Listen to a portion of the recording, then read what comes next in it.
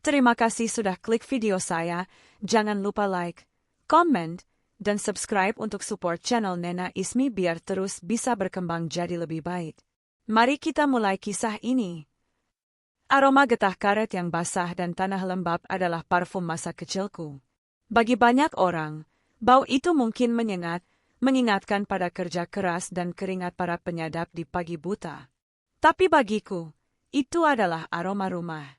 Aroma pulang. Aku tumbuh di sebuah rumah sederhana di tengah perkebunan karet yang luas, di mana pohon-pohon berbaris rapi seperti tentara yang menjaga rahasia hutan.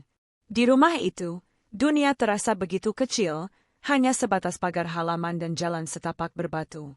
Namun, di dalam keterbatasan itu, aku merasa memiliki segalanya. Aku punya ibu yang selalu sibuk di dapur dengan suara denting wajan yang menenangkan, dan aku punya bapak, sosok yang bagiku saat itu adalah definisi mutlak dari perlindungan. Sejak aku bisa mengingat namaku sendiri, aku percaya bahwa pria itu adalah ayahku. Tidak ada alasan untuk meragukannya. Dia yang mengajariku cara mengikat tali sepatu. Dia yang memboncengku dengan sepeda motor tuanya menyusuri jalanan tanah merah menuju sekolah, dan dia pula yang akan marah paling keras jika ada teman yang menjahiliku. Anak bapak harus kuat, katanya suatu sore, sambil mengusap kepalaku setelah aku jatuh dari sepeda. Tangannya kasar, kapalan khas pekerja kebun, tapi sentuhannya di kepalaku terasa hangat. Kalau ada yang ganggu, bilang sama bapak. Kata-kata itu tertanam dalam di benakku seperti mantra. Aku percaya bahwa selama ada dia, tidak ada satu pun hal buruk di dunia ini yang bisa menyentuhku. Rumah kami adalah benteng, dan dia adalah penjaganya.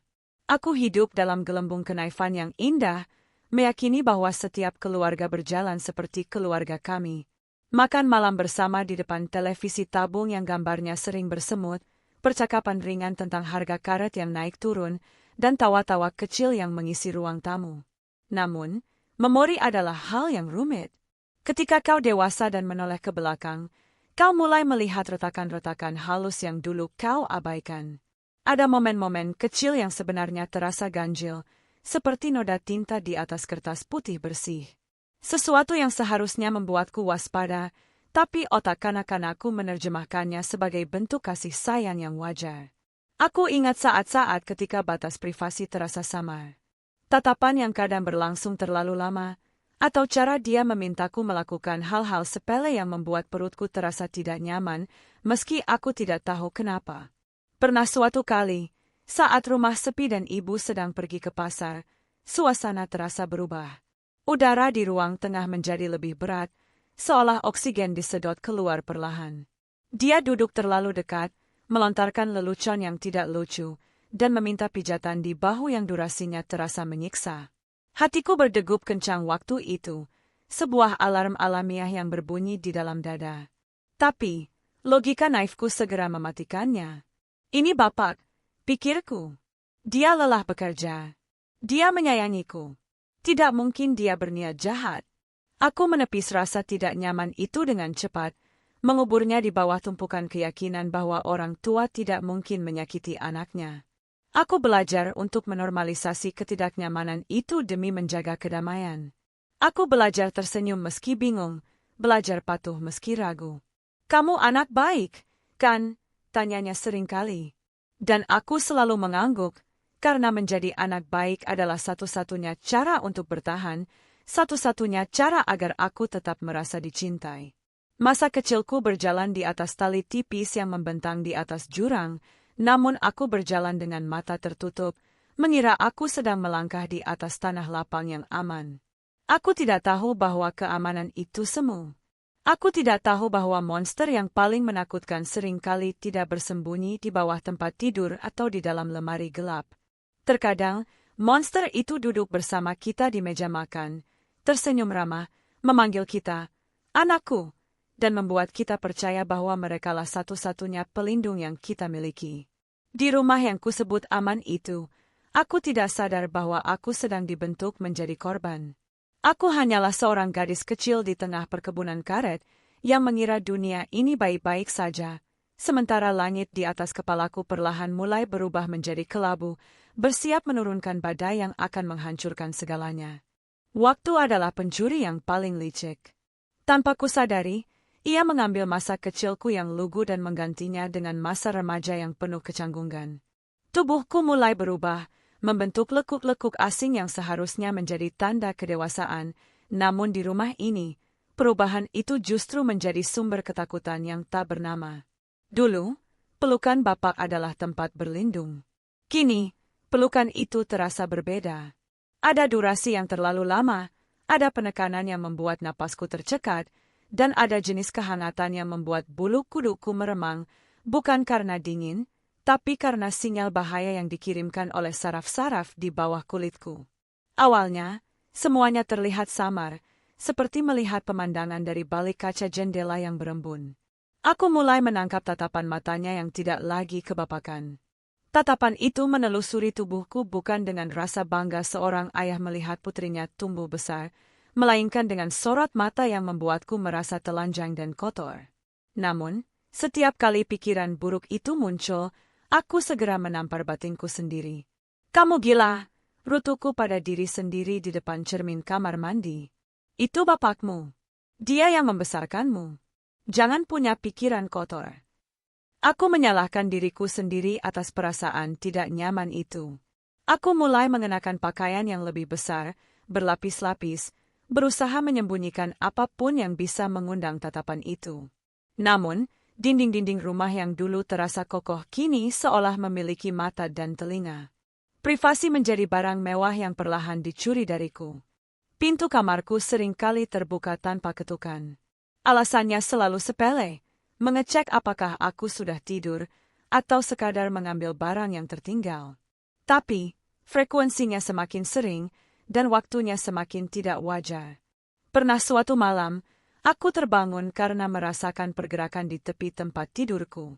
Ruangan gelap gulita, hanya diterangi bias cahaya bulan dari celah ventilasi. Aku tidak berani membuka mata. Insting purba memaksaku untuk diam, mengatur napas agar terlihat teratur, berpura-pura bahwa aku masih terlelap dalam mimpi. Aku merasakan berat tubuh seseorang duduk di sana.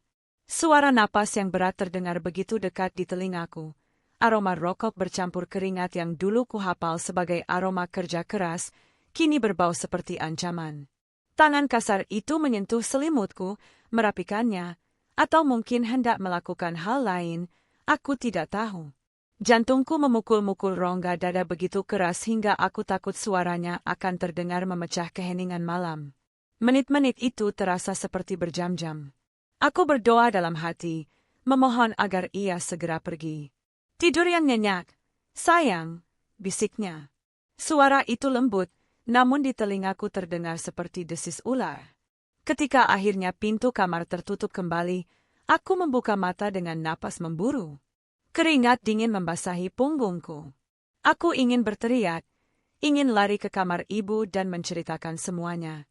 Tapi, apa yang harus kuceritakan? Bahwa bapak duduk di kasurku? Bahwa dia merapikan selimutku? Ibu pasti akan tertawa. "Kamu mimpi buruk ya, nak?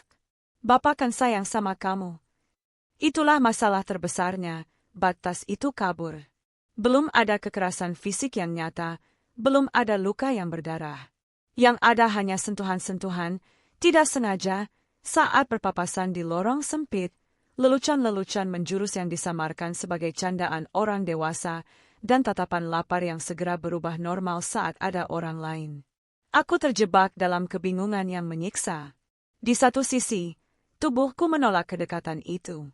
Di sisi lain, otakku berusaha merasionalisasi semuanya demi mempertahankan ilusi keluarga bahagia. Aku tidak ingin menjadi anak durhaka yang mencurigai ayahnya sendiri. Aku tidak ingin menghancurkan senyum ibu yang bangga memiliki suami yang rajin bekerja. Maka, aku memilih jalan yang paling pengecut namun paling masuk akal saat itu, menyangkal. Aku mulai membangun tembok pertahanan dalam pikiranku. Jika dia menyentuh bahuku terlalu lama, aku akan meyakinkan diri bahwa dia hanya sedang memijat karena aku lelah belajar. Jika dia masuk ke kamar tanpa mengetuk, aku akan berkata pada diriku sendiri bahwa dia hanya khawatir. Aku belajar menjadi aktris terbaik di panggung sandiwara rumahku sendiri. Aku tertawa saat dia melontarkan candaan, meski perutku mual.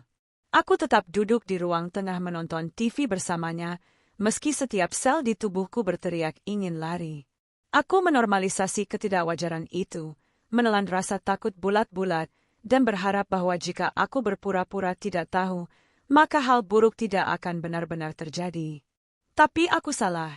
Penyangkalan tidak menghapus bahaya, ia hanya memberimu kacamata kuda, membuatmu terus berjalan lurus menuju jurang tanpa menyadari bahwa tanah di bawah kakimu sudah mulai runtuh. Rumah itu masih berdiri tegak di tengah perkebunan karet, tapi bagiku, fondasinya sudah retak. Dan aku, dengan segala kenaifanku, mencoba menahan retakan itu sendirian dengan tangan kosong, tanpa tahu bahwa badai yang sesungguhnya baru saja akan dimulai. 17 tahun. Bagi kebanyakan gadis, angka ini adalah gerbang menuju dunia yang penuh warna. Mereka memimpikan pesta ulang tahun dengan gaun indah, lilin-lilin yang ditiup diiringi doa-doa manis, dan kebebasan yang mulai merekah. Tapi bagiku, 17 tahun adalah nisan. Di usia inilah aku mati, meski jantungku masih berdetak dan paru-paruku masih menghirup udara. Pagi itu dimulai seperti pagi-pagi lainnya.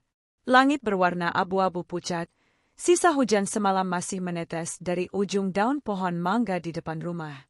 Ibu sudah berangkat pagi-pagi sekali ke pasar untuk belanja stok warung, meninggalkan rumah dalam keheningan yang lembab. Keheningan yang biasanya kunikmati, tapi hari itu, keheningan tersebut terasa seperti perangkap. Aku sedang berada di ruang tengah, melipat pakaian yang baru diangkat dari jemuran. Suara televisi menyala dengan volume rendah, menayangkan berita pagi yang tidak benar-benar kusimak. Lalu, aku mendengar suara langkah kaki itu.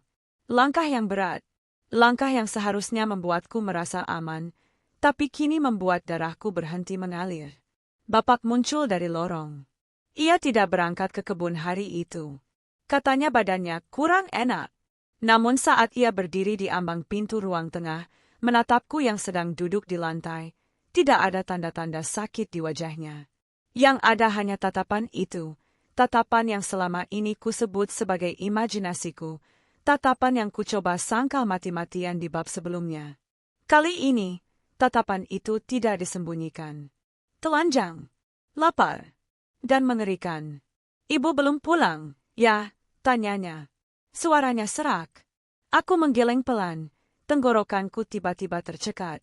Sebentar lagi, jawabku berbohong, berharap nama ibu bisa menjadi perisai gaib yang mengusirnya mundur. Tapi dia tidak mundur. Dia melangkah maju. 1 langkah. 2 langkah. Kunci pintu depan diputar dengan bunyi klik yang terdengar seperti ledakan di telingaku. Saat itu juga, duniaku berhenti berputar.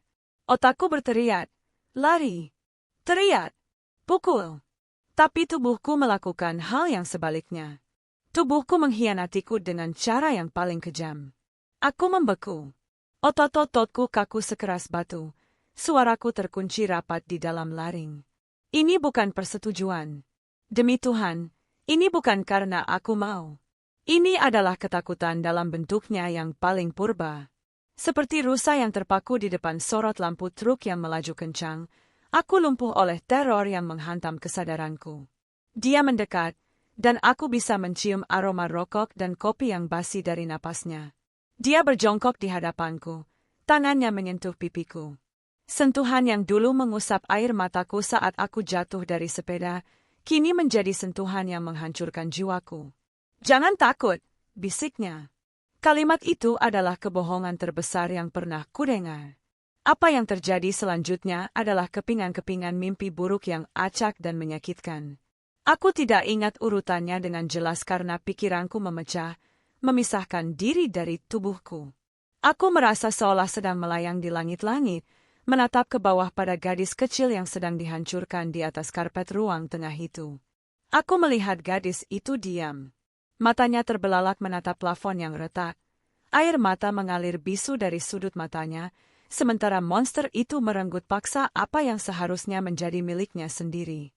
Tidak ada perlawanan fisik yang berarti karena tenagaku hilang disedot rasa syok yang luar biasa. Rasa sakit fisik itu ada, tajam dan menyengat, Tapi rasa sakit batin jauh lebih mendominasi, rasa jijik, rasa terhina, dan rasa hancur lebur yang tak terlukiskan. Sosok yang kupanggil Bapak, sosok yang menjadi pilar duniaku selama belasan tahun, runtuh detik itu juga. Dia bukan lagi pelindung. Dia adalah pencuri. Dia mengambil rasa amanku, harga diriku, dan masa depanku, lalu menginjak-injaknya di lantai yang dingin. Ketika semuanya berakhir, dia berdiri, merapikan pakaiannya seolah baru saja menyelesaikan urusan sepele. Dia menatapku sekilas, tatapan yang kini kosong tanpa rasa bersalah, lalu berkata dengan nada datar, "Ini rahasia kita. Jangan bikin ibu sedih." Dia pergi ke kamarnya, meninggalkan aku yang masih tergeletak seperti boneka rusak yang dibuang pemiliknya. Dunia kembali berputar, tapi porosnya sudah patah. Suara televisi masih menyiarkan berita. Jam dinding masih berdetak. Tip-tok, tip-tok. Burung gereja masih berkicau di luar jendela. Betapa kejamnya dunia ini, pikirku. Bagaimana bisa matahari tetap bersinar dan bumi tetap berputar, sementara kiamat baru saja terjadi di dalam ruang tengah rumah ini? Aku menyeret tubuhku ke kamar mandi dengan sisa tenaga yang ada. Di bawah guyuran air dingin, aku menggosok kulitku. Aku menggosoknya lagi, dan lagi, sampai kulitku merah dan perih. Aku ingin mengelupas kulit ini. Aku ingin memuntahkan isi perutku. Aku ingin mengeluarkan ingatan tentang sentuhan tangannya, berat tubuhnya, dan bau napasnya dari dalam kepalaku. Tapi sekeras apapun aku menggosok, rasa kotor itu tidak mau hilang. Noda itu tidak ada di kulit, tapi sudah meresap jauh ke dalam tulang sumsum, mengalir dalam darah.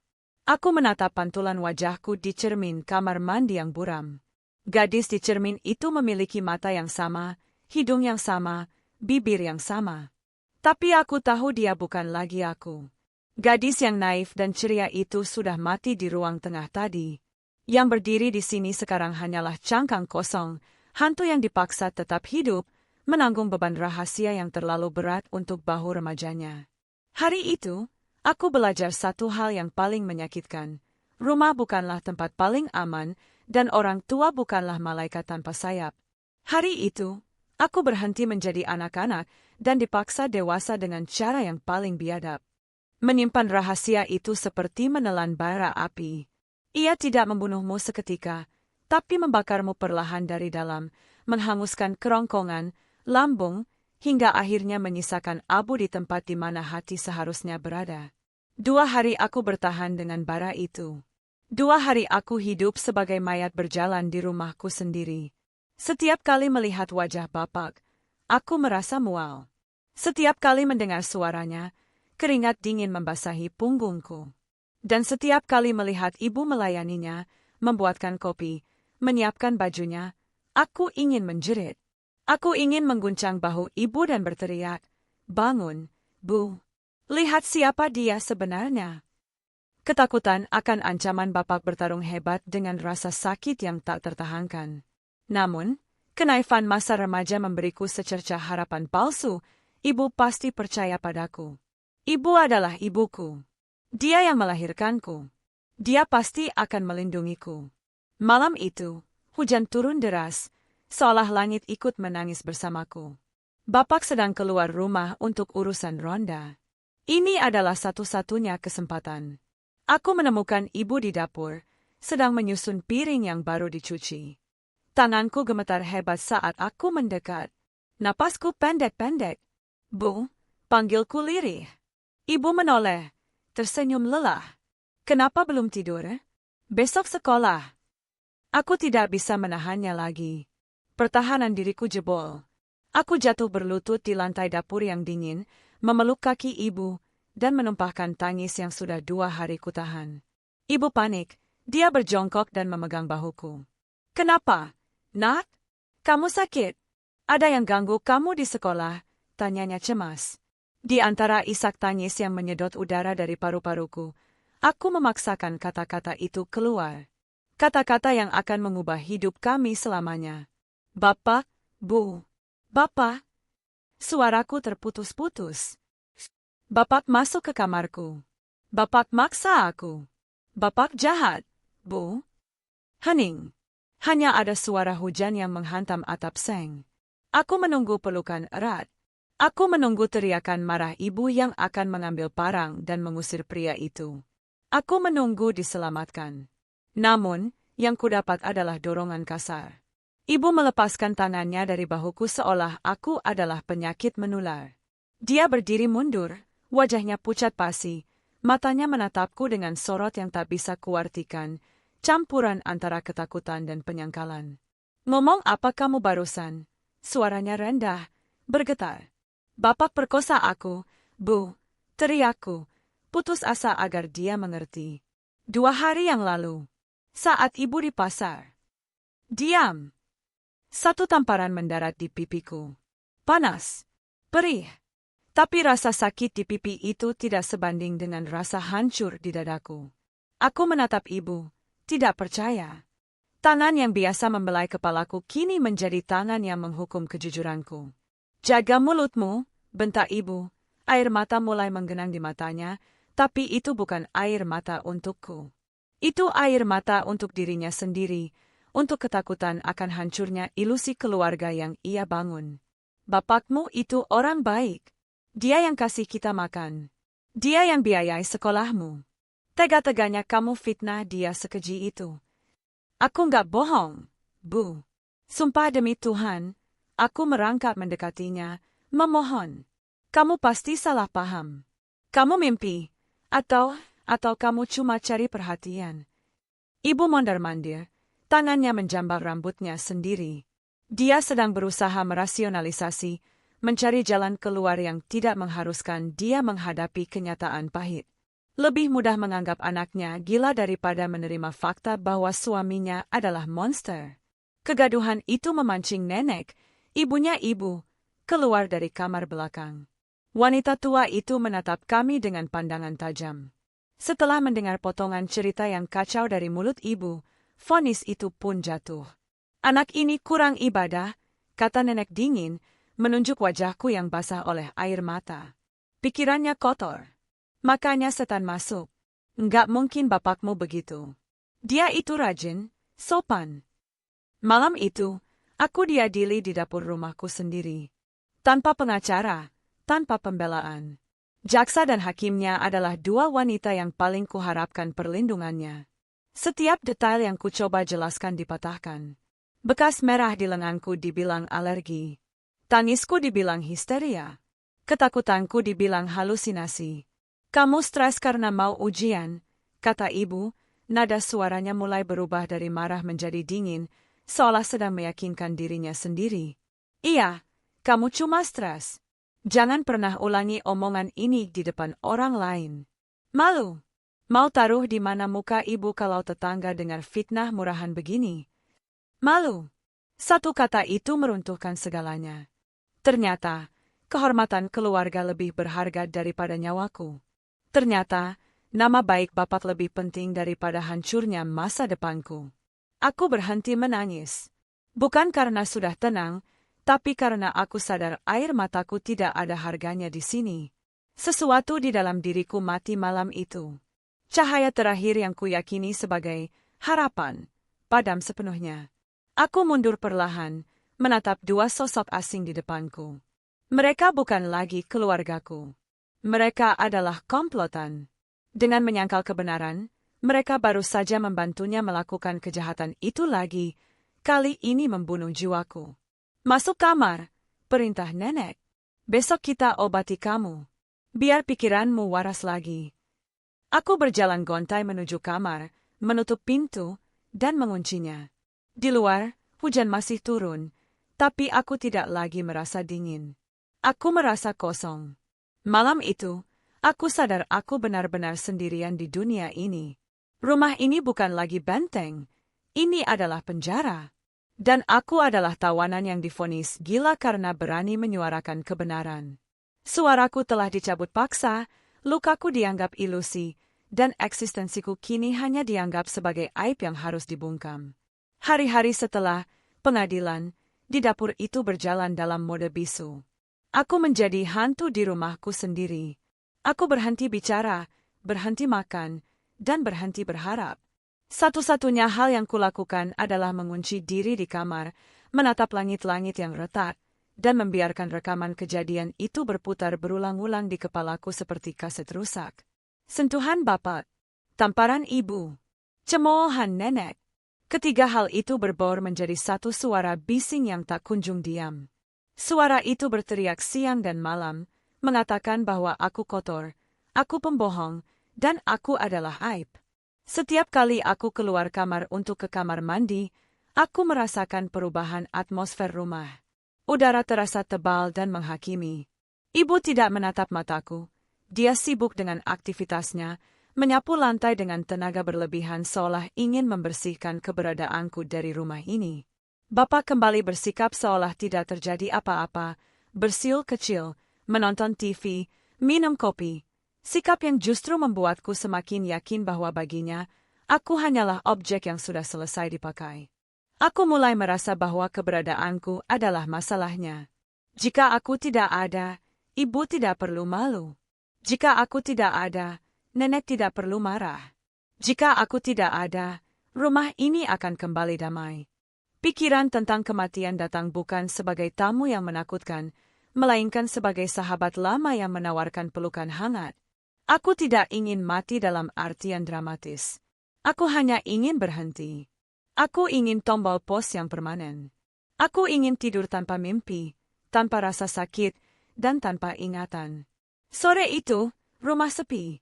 Kesempatan itu datang dengan sendirinya, tanpa rencana matang.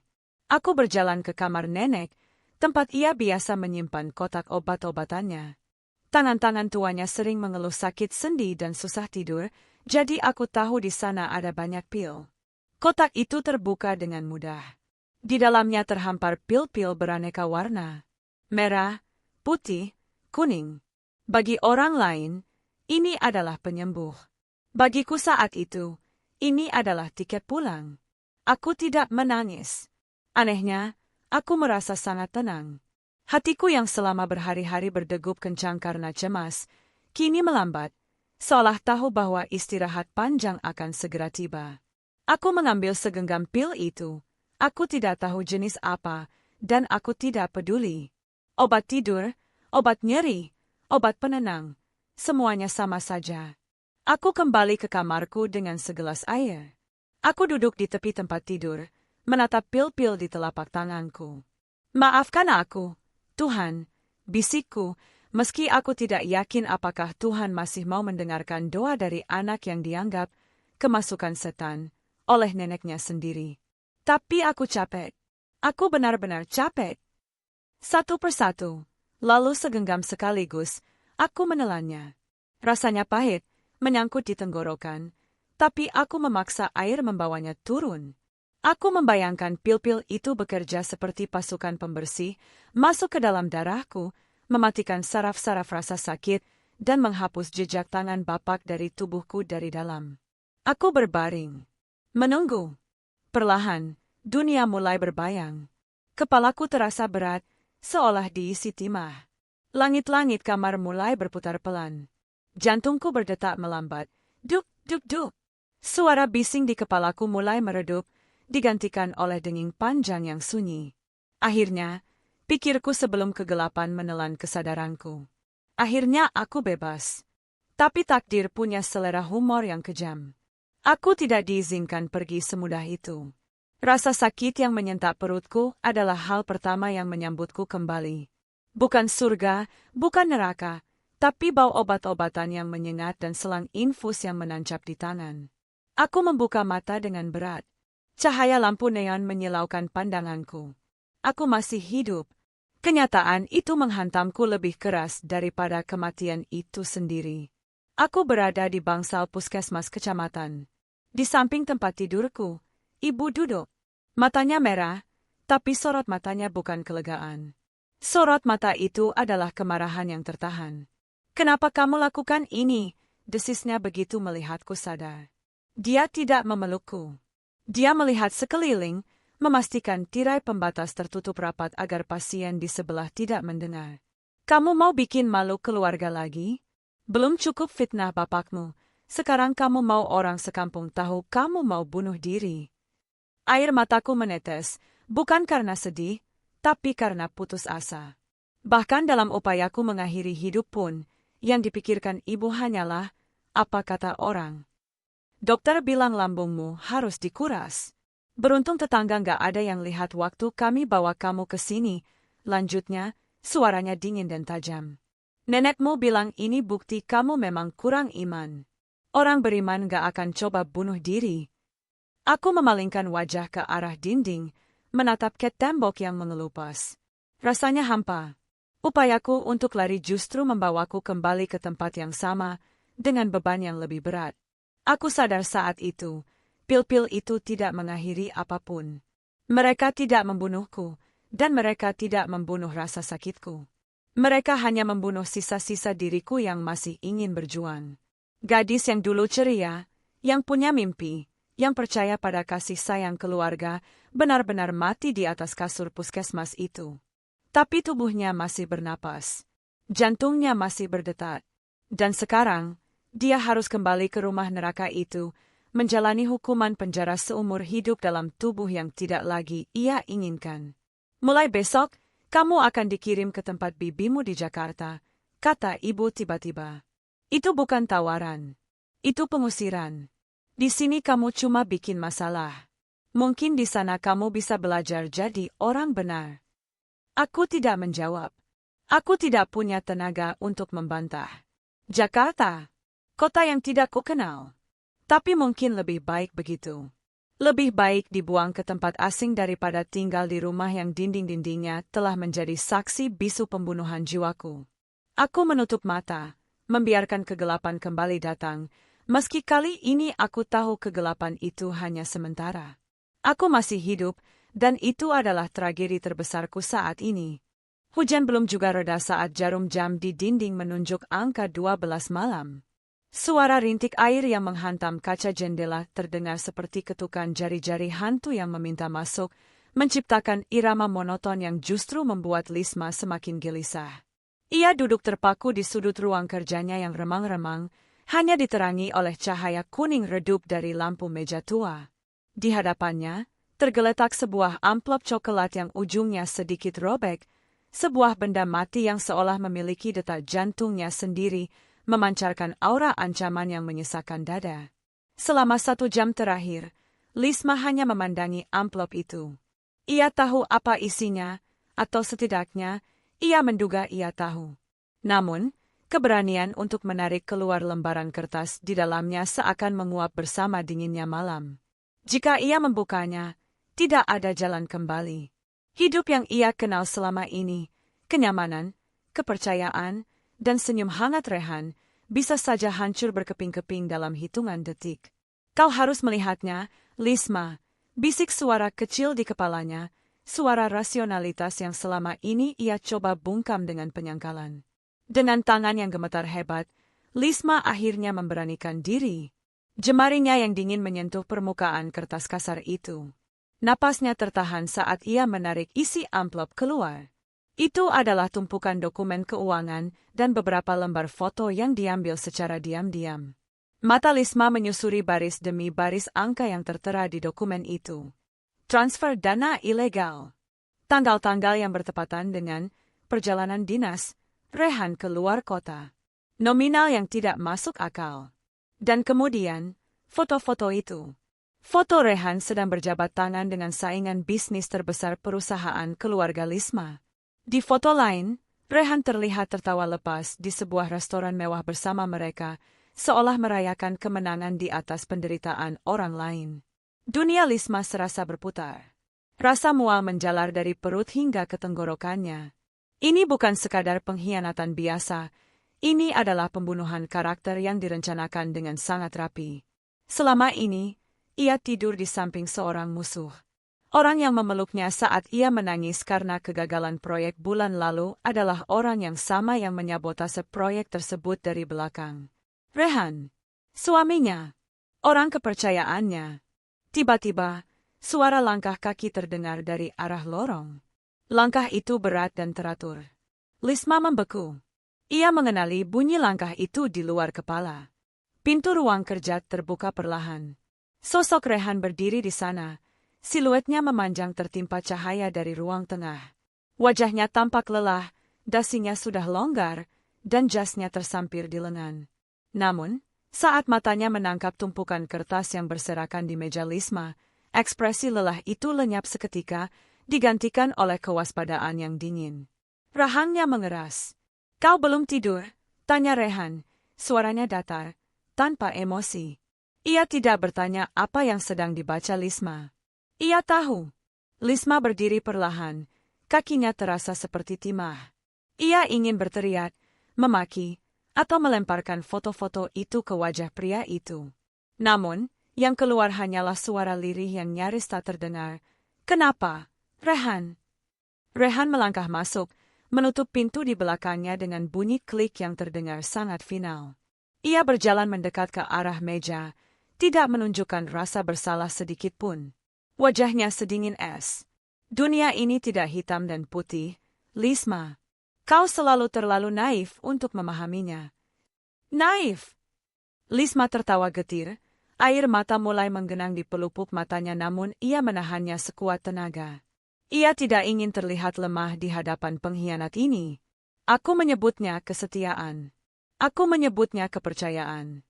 Kau menjual perusahaan ini, warisan ayahku, hanya demi posisi di dewan direksi mereka? Kau menjual kita." "Aku menyelamatkan kita," sergah Rehan, suaranya meninggi untuk pertama kalinya. Ia membanting jasnya ke sofa, membuat debu halus beterbangan. "Perusahaan ini karam, Lisma. Tanpa suntikan dana dari mereka, kita akan bangkrut bulan depan. Aku melakukan apa yang tidak berani kau lakukan. Aku mengambil keputusan sulit demi masa depan kita. Dengan cara berbohong. Dengan memalsukan tanda tanganku." Lisma mengangkat lembaran dokumen itu, mengibaskannya di udara dengan tangan gemetar. "Ini kriminal, Rehan. Kau bisa masuk penjara. Kau memanipulasi segalanya." Rehan tersenyum sinis, sebuah senyuman yang membuat Lisma merasa asing. Pria di hadapannya bukan lagi Rehan yang ia nikahi 5 tahun lalu. "Hanya jika kau melaporkannya. Dan aku tahu kau tidak akan melakukannya. Kau terlalu mencintaiku, Lisma. Atau setidaknya, kau terlalu takut menghadapi skandal yang akan menghancurkan nama baik keluargamu di media." Hening menyelimuti ruangan itu. Hanya suara hujan yang masih setia mengisi kekosongan, menjadi saksi bisu runtuhnya sebuah pernikahan. Lisma menatap sosok di hadapannya seolah melihat orang asing. Rasa sakit yang ia rasakan perlahan berubah menjadi sesuatu yang lain, kemarahan yang membara dan dingin. Rehan benar soal satu hal, Lisma memang takut. Tapi ia salah besar jika mengira Lisma masih wanita yang sama dengan yang ia kenal pagi tadi. Malam ini, di bawah guyuran hujan dan bayang-bayang kebenaran yang terungkap, sesuatu dalam diri Lisma telah mati. Kepolosannya hancur, dan dari reruntuhan itu, sesuatu yang baru, yang lebih keras dan tak kenal ampun, baru saja lahir. "Kau salah," ucap Lisma tegas, matanya menatap tajam langsung ke manik mata Rehan. Tidak ada lagi keraguan di sana. Tangannya bergerak meraih ponsel yang tergeletak di samping dokumen itu. "Aku mungkin naif di masa lalu. Tapi malam ini, aku belajar dari guru terbaik tentang bagaimana menjadi kejam." Lisma menekan tombol panggil pada sebuah nomor yang sudah ia siapkan namun tak pernah ia harap akan ia hubungi. Wajah Rehan memucat seketika. Keyakinan dirinya goyah. "Apa yang kau lakukan?" "Lisma, letakkan ponsel itu. Jangan bodoh." "Menyelesaikan apa yang kau mulai," jawab Lisma dingin. Saat nada sambung terdengar di telinganya, Lisma tahu tidak ada jalan kembali. Perang baru saja dimulai, dan kali ini, ia bersumpah tidak akan menjadi pihak yang kalah. "Halo, Pak Darmawan? Maaf saya menelepon tengah malam. Jalankan protokol darurat. Bekukan semua akses aset atas nama Rehan. Sekarang." Suara Lisma terdengar asing di telinganya sendiri, dingin, tak terbantahkan, dan tajam seperti pecahan kaca. Di seberang sana, pengacara kepercayaan mendiang ayahnya tidak banyak bertanya. Ia hanya menjawab dengan satu kata tegas, "Dimengerti," sebelum sambungan terputus. Detik berikutnya, Keheningan di ruang kerja itu pecah berkeping-keping. Kau gila! Rehan menerjang maju. Gerakannya begitu cepat hingga Lisma tersentak mundur, punggungnya menabrak rak buku di belakangnya. Buku-buku tebal berjatuhan, menciptakan suara gaduh yang kalah oleh teriakan Rehan. Pria itu mencengkeram pergelangan tangan Lisma yang masih memegang ponsel. Cengkeramannya begitu kuat hingga Lisma bisa merasakan tulang-tulangnya bergesekan. "Lepaskan aku, Rehan," seru Lisma, rasa sakit menjalar dari lengannya. Namun, rasa takut yang tadi sempat melumpuhkannya kini berubah menjadi adrenalin murni. Ia menatap mata suaminya dan melihat sesuatu yang mengerikan di sana, bukan cinta, bukan penyesalan, melainkan kepanikan seekor binatang buas yang terpojok. "Kau baru saja menghancurkan segalanya." Rehan menghempaskan tangan Lisma kasar, membuat ponsel wanita itu terlempar ke sudut ruangan. Napas Rehan memburu, wajahnya merah padam menahan amarah yang meluap. "Kau pikir apa yang akan terjadi besok pagi? Saham perusahaan akan anjlok. Investor akan lari. Kau tidak hanya memecatku, Lisma, kau membakar rumah kita sendiri." Lisma mengusap pergelangan tangannya yang mulai memerah. Ia menegakkan tubuh, menolak untuk terlihat kecil di hadapan pria yang kini tampak seperti raksasa yang siap mengamuk. "Rumah ini sudah terbakar sejak kau memutuskan untuk menyiramnya dengan bensin kebohonganmu," balas Lisma. Suaranya bergetar namun matanya nyalang.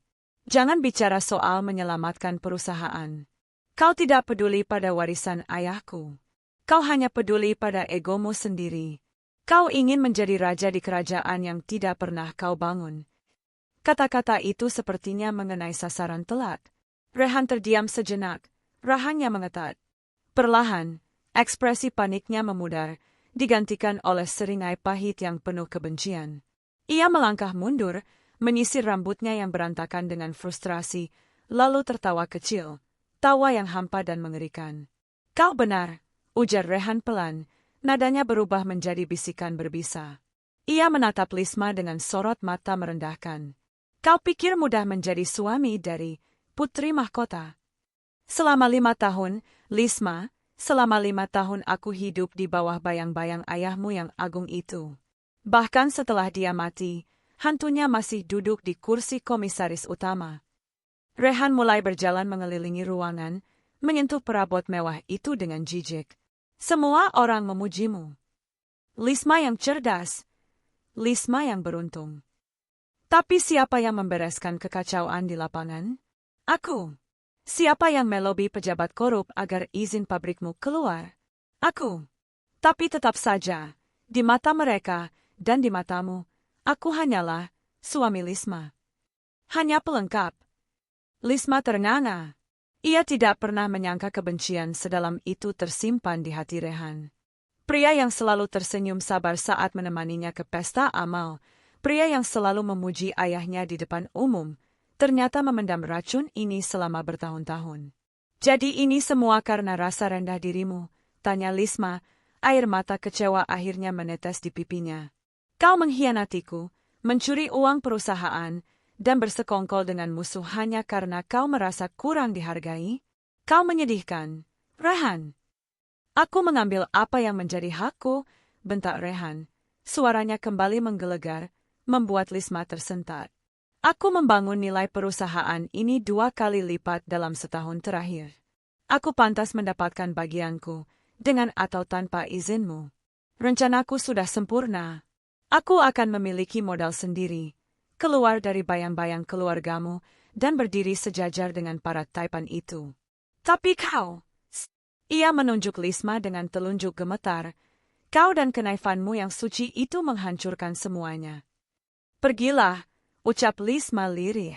Rehan menatapnya tak percaya. "Apa? Keluar dari rumahku? Sekarang?"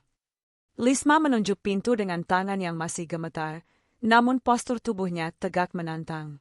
Pak Darmawan pasti sudah menghubungi keamanan kompleks dan mungkin polisi sedang dalam perjalanan jika audit awal menemukan bukti kriminal malam ini juga. Jika kau masih di sini 10 menit lagi, aku pastikan kau keluar dengan borgol." Wajah Rehan memucat lagi. Ancaman tentang polisi adalah sesuatu yang nyata. Ia tahu kekuatan koneksi keluarga Lisma. Pak Darmawan bukan pengacara sembarangan. Ia adalah hiu yang bisa mencium darah dari jarak bermil-mil. Rehan menatap Lisma lama, seolah menimbang-nimbang untuk melakukan sesuatu yang nekat. Namun, melihat sorot mata Lisma yang tak lagi memancarkan keraguan, keberanian Rehan surut. Ia mendengus kasar, lalu berbalik badan. Ia menyambar jasnya yang tergeletak di sofa, lalu berjalan cepat menuju pintu. Sebelum ia benar-benar keluar, Rehan berhenti di ambang pintu. Ia tidak menoleh, tapi suaranya terdengar berat dan penuh ancaman. Ini belum berakhir, Lisma. Kau mungkin menang malam ini, tapi kau tidak punya nyali untuk bertahan dalam perang yang sesungguhnya. Tanpa aku, kau akan dimakan hidup-hidup oleh serigala-serigala di luar sana. Setidaknya aku tidak tidur dengan salah satu dari mereka, balas Lisma dingin. Pintu terbanting keras, menciptakan gema yang beradu dengan suara guntur di luar. Begitu suara langkah kaki Rehan menghilang ditelan suara hujan dan deru mesin mobil yang menjauh, pertahanan Lisma runtuh.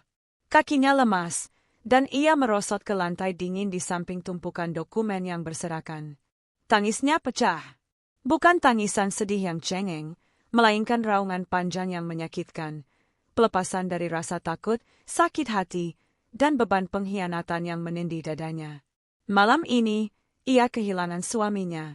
Malam ini, ia kehilangan separuh jiwanya. Namun, di sela-sela isak tangisnya, Lisma merasakan sesuatu yang lain tumbuh di dalam dadanya. Sebuah perasaan aneh yang sudah lama tidak ia rasakan, kebebasan. Ia merangkak perlahan untuk mengambil ponselnya yang tergeletak di sudut. Layarnya retak, tapi masih menyala. Ada satu pesan masuk dari Pak Darmawan. Aset telah dibekukan. Tim audit akan tiba besok jam 7 pagi. Bertahanlah, Nat. Ayahmu pasti bangga padamu malam ini. Lisma mendekap ponsel itu ke dadanya, membiarkan air matanya membasahi layar yang retak itu. Badai di luar masih mengamuk, tapi badai di dalam rumah ini baru saja berlalu, meninggalkan puing-puing yang harus ia bangun kembali seorang diri. Dan untuk pertama kalinya dalam hidupnya, Lisma siap membangunnya dengan tangannya sendiri.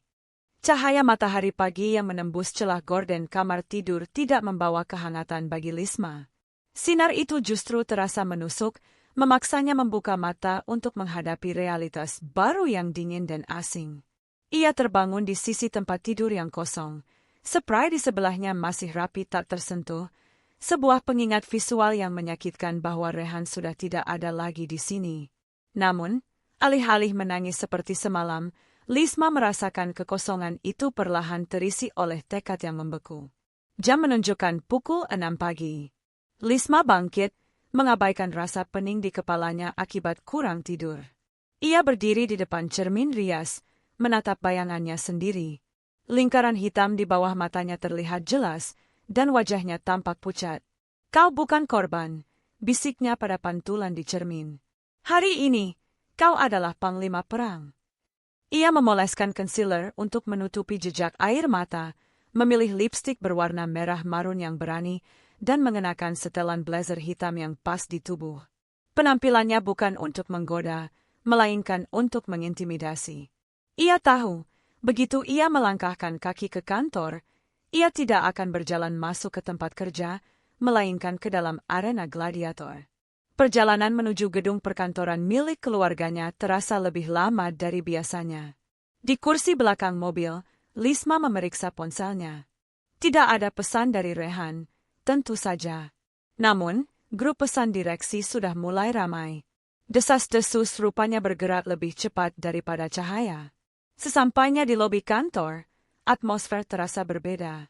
Biasanya, sapaan, "Selamat pagi, Bu Lisma," terdengar hangat dan santai. Hari ini, sapaan itu terdengar kaku, disertai tatapan mata yang segera membuang muka begitu Lisma membalas tatapan mereka. Para karyawan berkasak-kusuk di pantry, di koridor, di balik bilik kerja mereka. Mereka tahu sesuatu telah terjadi. Pembekuan aset mendadak dan kehadiran tim audit eksternal pagi-pagi buta bukanlah rahasia yang bisa disimpan lama. Lisma berjalan tegak, langkah kakinya berdentum mantap di lantai marmer, membelah kerumunan karyawan seperti Nabi Musa membelah laut. Ia tidak menunduk. Ia menatap lurus ke depan, menuju lift khusus eksekutif. Di lantai atas, Pak Darmawan sudah menunggu di ruang rapat utama. Pria tua berambut perak itu tampak serius, ditemani oleh 3 orang auditor forensik yang sedang sibuk dengan laptop mereka. Di tengah meja, tumpukan berkas menggunung. "Bagaimana kerusakannya, Om?" tanya Lisma langsung, menghilangkan formalitas basa-basi. Ia duduk di kursi ujung, kursi yang dulu sering diduduki ayahnya. Pak Darmawan menghela napas panjang, melepas kacamata bacanya. "Lebih buruk dari dugaan awal kita, Lisma. Rehan tidak bekerja sendiri. Ada pola sistematis yang sudah berjalan selama 8 bulan terakhir." Salah satu auditor, seorang wanita berkacamata tebal, memutar layar laptopnya ke arah Lisma. "Bu Lisma, kami menemukan aliran dana ke 3 perusahaan cangkang, shell companies, yang terdaftar di luar negeri. Modusnya rapi. Mereka membuat tagihan fiktif untuk biaya konsultasi dan pengadaan bahan baku premium yang barangnya tidak pernah sampai ke gudang kita." Lisma menatap angka-angka di layar itu. Nominalnya membuat perutnya mulas. Itu bukan sekadar keuntungan perusahaan, itu adalah dana operasional untuk kuartal berikutnya. "Berapa sisa uang kas kita?" tanya Lisma, suaranya serak.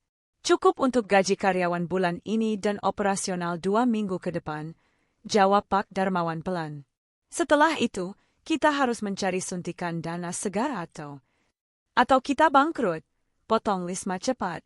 Keheningan yang menyesakkan memenuhi ruangan. Realitas menampar Lisma dengan keras. Rehan tidak hanya mencuri, dia telah melubangi lambung kapal hingga nyaris tenggelam. Tiba-tiba, pintu ruang rapat diketuk. Sekretaris Lisma, Maya, masuk dengan wajah pucat pasi. Tangannya memegang tablet dengan gemetar. "Maaf mengganggu, Bu Lisma, Pak Darmawan," cicit Maya. Ada masalah di lobi." "Wartawan?" tanya Lisma waspada. "Bukan, Bu. Perwakilan dari Gunawangsa Group, Pak Haryo sendiri yang datang. Dia sangat marah dan menuntut bertemu dengan Ibu sekarang juga." Lisma dan Pak Darmawan saling pandang. Gunawangsa Group adalah klien terbesar mereka saat ini, pemegang kontrak proyek yang nilainya bisa menyelamatkan perusahaan dari krisis ini. "Kenapa dia marah?" tanya Lisma, jantungnya mulai berpacu lebih cepat. Beliau bilang. Maya menelan ludah, takut menyampaikan berita buruk itu. Beliau bilang, tadi pagi Pak Rehan menghubunginya. Pak Rehan mengatakan bahwa perusahaan kita sedang dalam investigasi kasus penipuan dan menyarankan Pak Haryo untuk segera membatalkan kontrak sebelum dananya ikut disita. Darah Lisma mendidih. Rehan benar-benar melakukan apa yang ia ancamkan semalam. Dia tidak hanya pergi, dia membakar jembatan terakhir yang dimiliki Lisma untuk bertahan hidup. Pria itu tahu persis bahwa tanpa kontrak Gunawangsa, perusahaan Lisma akan kolaps dalam hitungan minggu. Ini bukan lagi soal uang, ini adalah upaya pembunuhan korporasi. Pak Darmawan menggebrak meja, wajah tuanya memerah karena amarah. "Bajingan itu pelanggaran etika berat. Kita bisa menuntutnya atas pencemaran nama baik." "Tuntut dia nanti, Om," potong Lisma, mendadak tenang. Ketenangan yang muncul di tengah badai. Ia berdiri, merapikan blazernya. Matanya yang tadi pagi terlihat lelah, kini berkilat tajam, dingin dan mematikan. "Sekarang, aku harus menghadapi Pak Haryo. Rehan ingin aku panik. Rehan ingin aku hancur dan memohon padanya untuk kembali membereskan ini.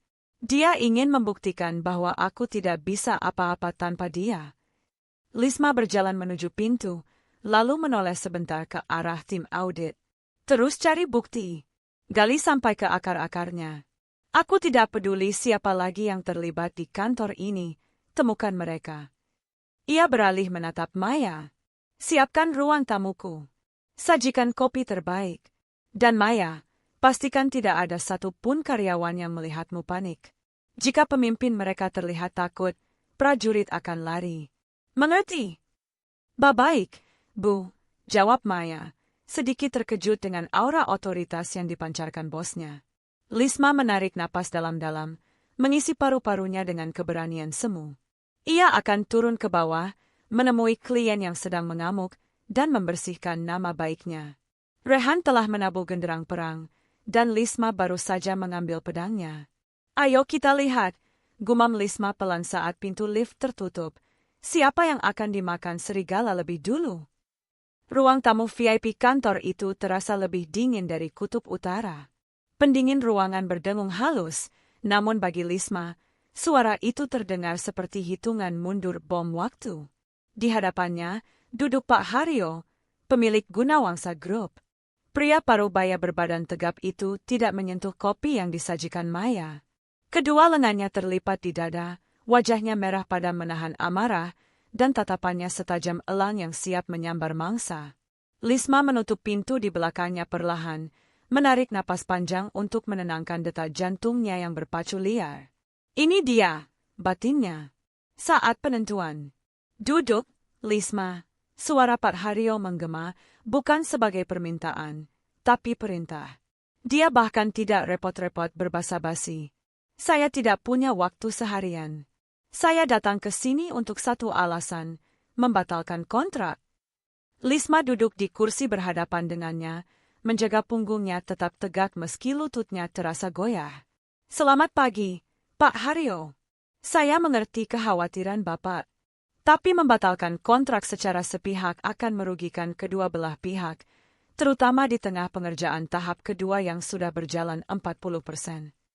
"Jangan bicara soal kerugian padaku," bentak Pak Haryo, menggebrak meja kaca di depannya. Cangkir kopi bergetar. "Rehan meneleponku subuh tadi. Dia bilang kau kehilangan akal. Dia bilang manajemenmu kacau balau, dan ada investigasi penggelapan dana di sini. Dia menyarankan aku cabut sebelum kapal ini karam. Jika direktur utamamu sendiri bilang perusahaannya busuk, kenapa aku harus bertahan?" Kata-kata itu menghunjam dada Lisma. Rehan benar-benar tahu titik lemah Pak Haryo, kepercayaan. Rehan memanfaatkan posisinya untuk membakar kredibilitas Lisma hingga menjadi abu.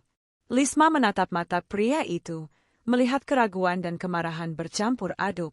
Ia bisa saja menyangkal, mengatakan bahwa Rehan berbohong karena sakit hati rumah tangga.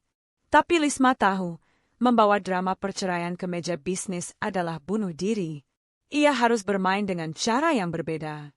Cara yang tidak diajarkan di sekolah bisnis, tapi diajarkan oleh ayahnya di meja makan setiap malam. "Pak Haryo," ujar Lisma, suaranya tenang namun tegas, memotong omelan pria itu. "Bapak mengenal ayah saya, Pak Wijaya, selama lebih dari 20 tahun, bukan?" Pak Haryo terdiam sejenak, alisnya berkerut. "Apa hubungannya dengan Wijaya?" "Dia sudah meninggal, Lisma. Dia tidak bisa menyelamatkanmu sekarang." "Bapak benar. Dia sudah tiada," jawab Lisma. Matanya mulai terasa panas namun ia menolak untuk berkedip. "Tapi Bapak ingat kenapa Bapak selalu memilih bekerja sama dengan ayah, meskipun banyak kontraktor lain yang menawarkan harga lebih murah?" Pak Haryo mendengus, menyandarkan punggungnya ke sofa. "Karena ayahmu memegang janji. Jika dia bilang selesai hari Senin, hari Minggu malam barang sudah ada di lokasi. Dia pria yang hormat pada kata-katanya sendiri." "Tepat sekali," Lisma mengangguk. Ia memberanikan diri condong ke depan. "Rehan, suami saya, memang pandai bicara. Dia cerdas, dia taktis, dia bisa melipat gandakan angka di laporan keuangan. Tapi Bapak tahu kenapa saya memecatnya tadi malam?" Mata Pak Haryo membelalak sedikit. "Kau memecatnya?" "Saya memecatnya," tegas Lisma, tidak ada keraguan sedikit pun dalam suaranya. "Bukan karena dia tidak kompeten, tapi karena dia melanggar satu prinsip yang dijunjung tinggi oleh ayah saya, integritas." Rehan mencoba mengambil jalan pintas dengan dana proyek Bapak. Dia ingin memanipulasi kualitas bahan baku demi keuntungan pribadi.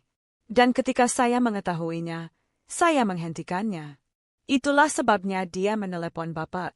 Itu adalah teriakan orang yang tertangkap basah. Ruangan itu hening seketika. Penjelasan Lisma masuk akal. Pak Haryo adalah pebisnis tua yang kenyang makan asam garam. Ia bisa membedakan antara kepanikan orang bersalah dan ketegasan orang yang memegang prinsip. Lisma melanjutkan, kali ini suaranya lebih lembut, lebih manusiawi. Pak, saya mungkin tidak memiliki karisma ayah saya. Saya mungkin terlihat muda dan tidak berpengalaman di mata Bapak. Tapi darah Wijaya mengalir di tubuh saya. Saya yang menandatangani pemecatan suami saya sendiri demi menjaga kualitas proyek Bapak. Apakah itu terdengar seperti orang yang ingin lari dari tanggung jawab?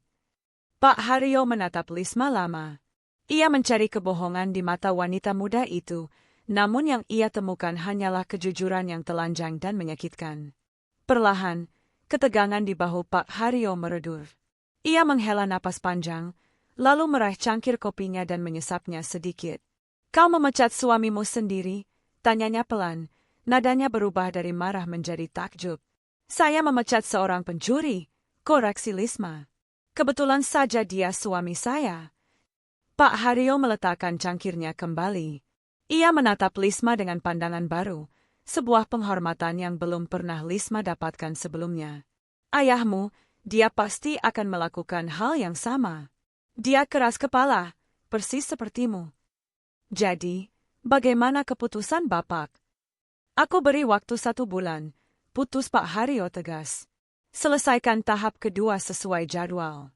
Jika ada keterlambatan 1 hari saja, aku tarik semua danaku dan aku tuntut kalian sampai habis. Mengerti? Mengerti, Pak. Terima kasih, jawab Lisma. Senyum tipis terukir di bibirnya. Itu bukan kemenangan mutlak, tapi itu adalah kesempatan hidup. Setelah Pak Haryo pergi, Lisma tidak langsung kembali ke ruang kerjanya. Ia meminta Maya membatalkan semua jadwal pertemuan siang ini. Kakinya membawanya melangkah ke ruangan paling ujung di lantai itu, ruangan tua ayahnya yang sengaja tidak pernah diubah sejak beliau wafat 2 tahun lalu. Ruangan itu berbau debu buku lama dan tembakau pipa, aroma yang sangat dirindukan Lisma. Ia berjalan menuju meja kerja besar dari kayu jati itu, lalu duduk di kursi kebesaran ayahnya. Kursi itu terasa terlalu besar untuk tubuhnya yang mungil, membuatnya merasa seperti anak kecil yang sedang bermain peran. Namun hari ini, rasanya berbeda. Lisma mengambil bingkai foto di atas meja.